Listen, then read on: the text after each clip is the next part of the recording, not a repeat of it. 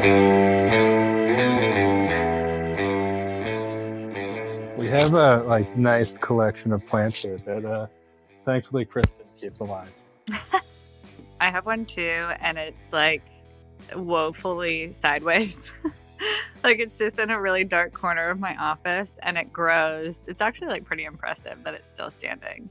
Monsteras are fun. Have you guys tried propagating them before? No, but it's like Jumanji over there, so we might have to. Do it. It is the cheapest Christmas gift or any time of the year gift. If you've got like housewarmings or birthdays, people love monsteras and the plants grow so fast from cuttings. I think I have 3 or 4 full-size monsteras in the house that I grew from a cutting starting last year.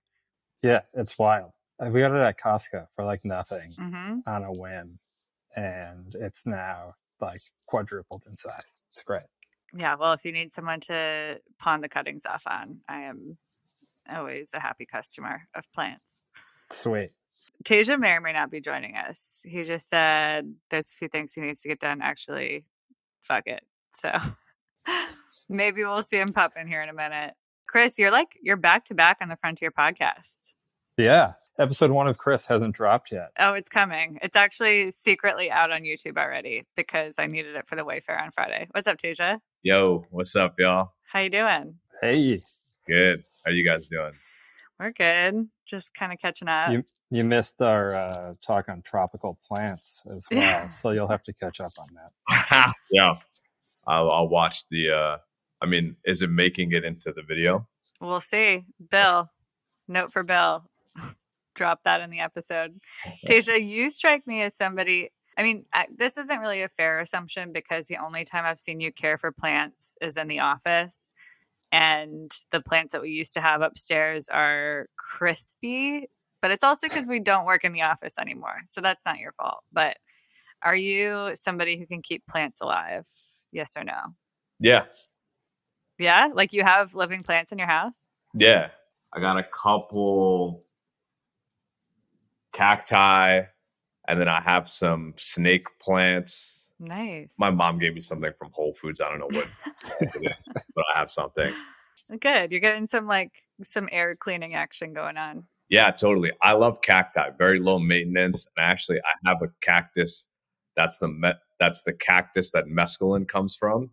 And so when it gets real big, you can actually like cut it and extract mescaline from it. Sick. Yeah. So I'm assuming you're not there yet, though. Like you've yet No. to. Okay. So that's like a company party like next year or something? Or like a blog post. I feel like that would be fascinating.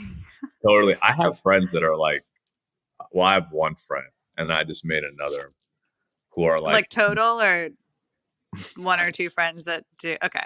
I have 2 friends total.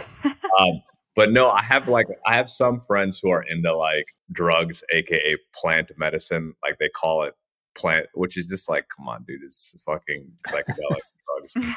And so, they're into growing their, allegedly. They're doing it in the metaverse. Yeah, totally. No, I like the notion of like being able to grow your own plants, and like I have a small herb garden and whatnot. It's good. Mm-hmm. You want to eat what you grow. That's right.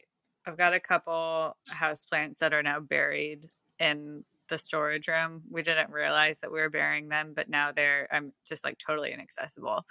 So prayers up for my snake plant and my monstera.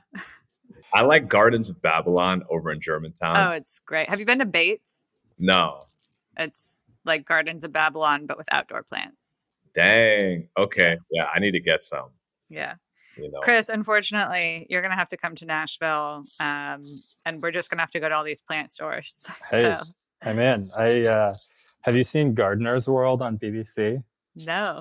It pretty much got us through the beginning of the pandemic. It's like this guy, Monty Don, and his dogs tending to his gardens in the UK. It's amazing.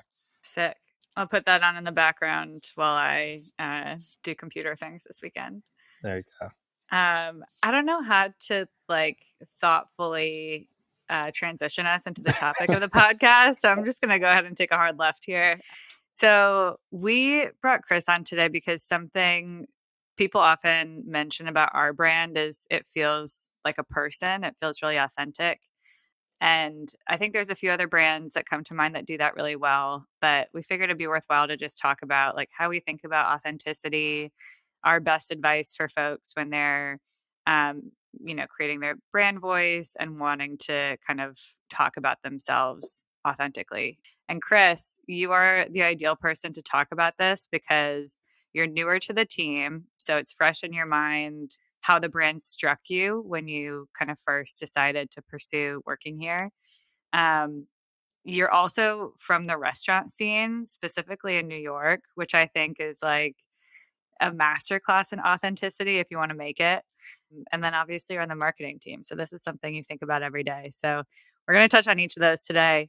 And I guess to start, like, I'm very curious to hear about how the brand struck you when you were kind of looking at the business and considering applying to work here. Yeah. So it's actually kind of funny because I knew Abby for years, obviously, the other third of the marketing team. And the thing that really stood out to me through the whole process about the brand, but also like every interaction that we had, was that it wasn't that like typical like applicant tracking software, like submit your resume and then fill out all of your experience here. Like every step of the way was a conversation. And it was a conversation about not just like, what's this job going to be like, but it was like talking about running with Tyler and like weird, like Jadakiss references with Tasia. And, it was like a real like connection. And I think that really stands out through our branding and through what we do on a daily basis. The biggest thing to me, my favorite part of the interview or interviews, sorry, Faith, but was when I was sitting in a like beach house in Maine talking to Tasia and Tyler and like going through the whole like, yeah, I think I would be a really great fit for this like exciting opportunity because of like blah blah blah. And Tasia like just kind of, and this is maybe the like jaded New Yorker in me, but just like came out with like, all right, let's cut the bullshit. Like, why do you want this job? Like, let's like actually talk about it now. And it just like struck a chord with me, like that's what that like openness and like honesty, I think is something that like we embody across the brand is like, hey, we're here to like help people get jobs and like we're pretty open about how we're doing it. Like I just really like that vibe. I feel like sometimes the brand is just like the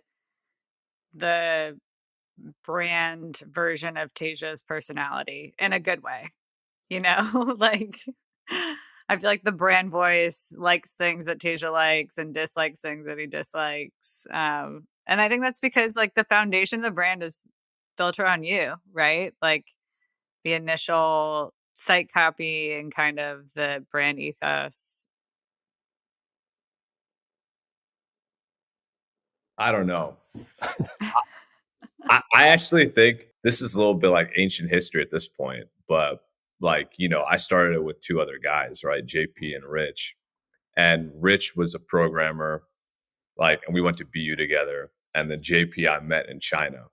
And so the whole origin story is like basically we sort of saw this opportunity and we were like, hey, this seems interesting. And we had trouble finding devs to work on things, and Rich had trouble finding a job. But like, I think personalities attract each other. You know what I mean? So like, I think like, I think the company is built because we like genuinely like everybody that works here. And so I don't know if it's as much me as in like the type of personalities that people who are similar to me have, if that makes sense. Because all three of us on this call are pretty honest, straight shooters, don't like a lot of varnish. And the people who like that tend to be similar. Like I'm very similar to that. So Yeah, I don't know. I feel like it's like too much to be like, it's my personality, although I appreciate it. That does like satisfy like a vain part of me. But I think it's more so like, people who vibe with me, like you guys, and I vibe with you guys, just probably similar. Mm. And so that's expressed in some of the language of the brand, the copy, how we speak, how we sell, stuff like that. Yeah. Yeah. It's interesting how the way we interact with each other and talk to each other does become a cohesive brand voice externally too. And something we're going to touch on later, but we might as well cover now is as companies grow and there's kind of more hands on assets that are getting written, there's more voices that are contributing to the brand, and also just a little bit more of a corporate kind of like caution around everything. Brand voice tends to just default to the least common denominator, right? And Same. voice tends to disappear. um and so I'm curious, I mean, both of you, how do we foresee maintaining that kind of authentic voice as we grow? When I think about this question and like see us going forward, it comes down to a lot of us like kind of being humble and being able to just like develop an outline of like, like realize like where we want to go ultimately, but also to like, ask our market like what can we do to what can we do to be helpful? What do you want to see from us? Mm. And I think that's super dependent on what platform that we're on, and be it like Twitter or LinkedIn or like on our like paid ad or whatever, and like use that long-term approach to like craft our message, but to like really take into account what people are telling us. Like I've always in like restaurants for sure, told people that like we can do whatever we want to the menu, right? Like we can put whatever we want on the menu, but ultimately like our guests are going to tell us what they want, and either they're Mm-hmm. like straight up going to tell us to our face, or they're just going to tell us by like what they order. Yeah. I think if we're like talking to our devs and talking to our clients, like they're going to tell us like what type of content they want to see as we develop our communities, and like as we develop the product, like what we can do to really like help them and make the hiring process better. Mm. It's interesting because like everybody says that they want to hear from their customer or their end user. And I think a lot of folks are working with a demographic that maybe isn't quite as vocal as ours. So I think we're really lucky actually that our market is developers, and developers notoriously will say if they like something or they don't. Well, maybe not if they like something, but they're going to tell you if they don't like it. So it's like pretty easy for us to take cues from our market in that way. I think our market's really sophisticated. I mean, on both sides, right? Like technical leaders or non-technical leaders even, and then people who are writing the software. And like everybody in a tech company is actually pretty sophisticated compared to maybe like, old school days when you sort of had more manufacturing oriented companies. Sophisticated in the sense of just like business language. Mm-hmm. A buddy of mine, he's at a healthcare company, and I think part of their business involves like managing hospitals and managing like basically doctors and other care providers. And so, the posture I think that we have is very similar in that it's like servant leadership. It's like listening to what people expect of us and really being there for them. So, Mm-hmm.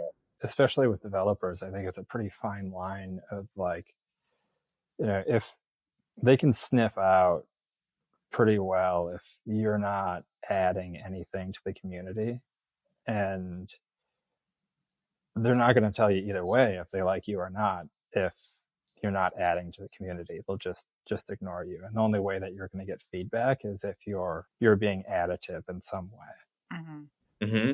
Yeah, I mean, it's consistent across any profession that demands a lot of sacrifice to develop like a really strong skill set. Chris, I actually think this every time I go to New York. Uh, like in most cities, I imagine opening a restaurant would be really fun because you can do something that hasn't been done before and maybe fill a gap in the community. And in New York, there's pretty much nothing that isn't already there, right? Like the saturation Yeah. of restaurants is unbelievable. So you have a lot of experience in thinking about how to differentiate yourself from others. And a lot of that happens through brand, having an authentic brand. Obviously, the culinary world is much different than what we do here with software developers, but I'm curious if you found any parallels there with brand authenticity. I think there's definitely there's a few, right? Like there's a couple different ways that you can go about it. And like, if you're going to compare it to restaurants, like in if we're like speaking strictly about restaurants, like you can go the way of like, I'm going to open like a mom and pop, like short order, like uh restaurant and just like grind it out, right? And to me that's kind of like going the like individual like recruiter route, and I'm gonna like pound pavement and make contacts, and like, this is gonna be hard, but I'm gonna like do it. Mm. And then there's the like the other way, and like the world that I kind of like existed in, and I think it's like a world of there's more art to it, and there's more like slow and steady like long-term growth, which is like is fine dining. And it's like I came up under Danny Meyer, and like his whole like thing is this like 51-49% like mentality of like emotional intelligence versus technical ability.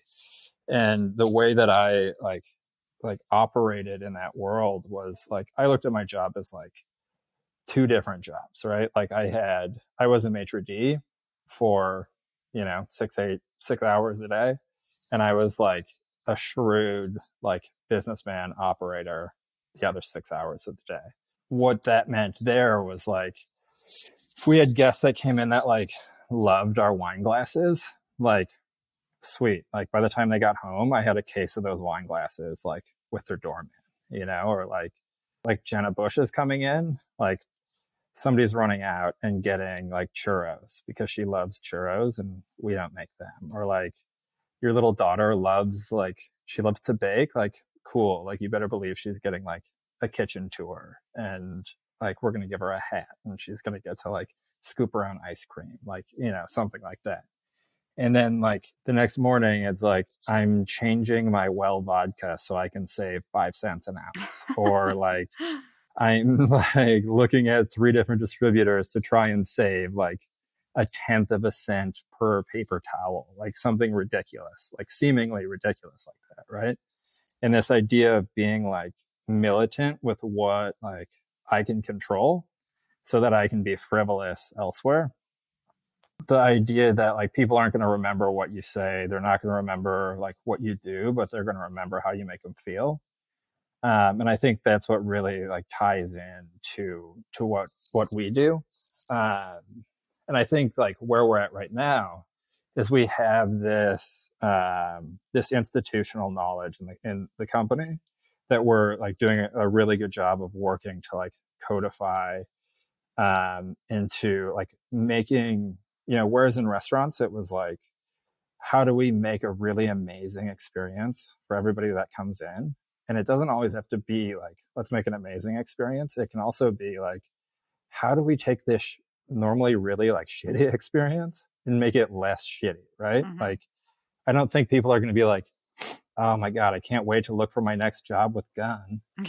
But like, I think people could be like, well, like Gun's super helpful. And like, I think I'm going to like be like better off for like looking for a job with them. Like they're going to help me, or I'm going to learn something, and I see those two things as like one and the same. That's like absolutely fascinating. I'm still stuck on the kind of militant with what you can control so you can be frivolous with everything else. And I think the application of that to an authentic brand voice is really interesting, because the things we can control are we on point with grammar, punctuation? Like, does everything read like we're very intelligent people, right? And then Tasia's laughing at me. Just stay with me for a minute. I promise I'm going to take it home. I'm going to take it home. But the things that get layered on top of that is like what we win by being militant with those things, right? Like we get some flexibility to have maybe a little bit more of a sarcastic or funny brand voice because there's that layer of like on point that kind of forms the foundation. I like how you phrased it, Chris. Like the split between building a good experience, but then being really like detail oriented on things that probably like don't really add that much value, like paper towel quality, and being really cost focused on that. That resonates. Sure, we're the fine dining of the developer recruiting world. Right. So. And the things that like build your brand are the things that, Chris, what you called like, you know, the way that you make people feel when they're working with you or engaging with your brand, and not necessarily what we think. I mean, what I spend most of my day thinking about, which is like the nuts and bolts of the business and how it's operating. And, you know, it's not even that hard. It's like, think about other people at scale and imbue that into the company's DNA. And like, you know, even easy stuff like buying an engineering team's lunch. Mm-hmm. That's the stuff that actually helps build the rapport and the like, that's like living the brand, you know, which is arguably, I think, more important than articulating the brand in many ways, you know. 100%. We're kind of getting into the last question I have for you, Chris, which is for businesses like ours that, you know, might be in a competitive space, you know, they're playing in a competitive space, and it's critical that they set themselves apart with an authentic brand. What's some advice we could share with them to help them do that well? I think this is something that I had I struggled with for a long time, and it comes back to like my kind of like journey in like finding my own like creativity and finding my own voice. Like when I was like earlier, like younger in my 20s, I'm not in my 20s, when I was in my 20s, I definitely was more like, I went to like University of Colorado. Like I was a little will o' the wisp, lived in the mountains for a while. I eventually got to this point that I realized just how important like having systems in my life and in work like really was.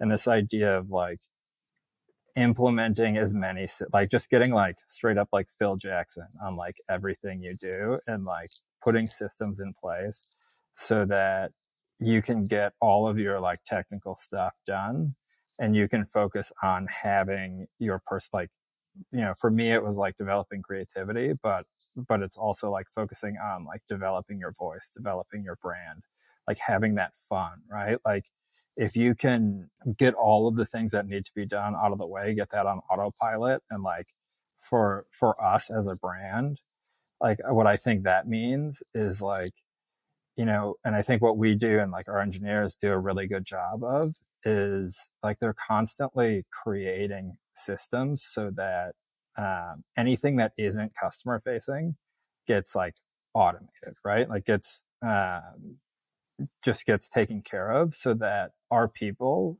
in like sales or like customer success are like spent talking to customers and are like developing, having that interaction, and just making sure, like kind of going back to that, like that thought earlier of like developing that like clear objective and having some like making sure like all of your marketing that goes out is at least somehow like tangentially like related to that like objective. T, you got any thoughts? No, he's driving it. He's crushing it. Yeah.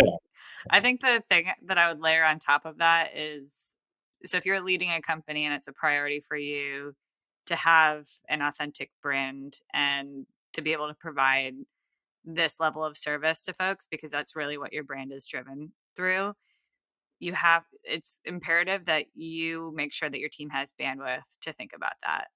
Because when I think of all the moments where we've been able to go above and beyond for somebody, it's been because our people weren't just like worked to death and like single track mind on, you know, the things that have to get done to keep the business afloat. So Chris, your advice around like, let's, systematize everything you can, try to get everything on autopilot that isn't customer facing.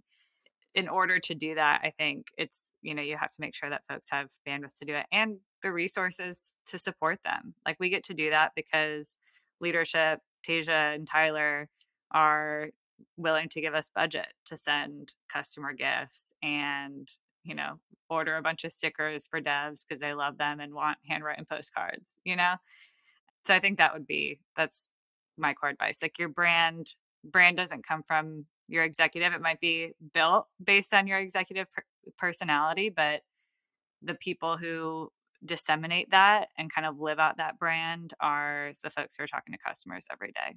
So, and I think I kind of have an interesting take on the questions that we should be asking ourselves from a marketing perspective. And I think it's, obviously I still think of everything from a hospitality point of view, because just that's been ingrained or beaten into me over the years, whichever you want to look at it. But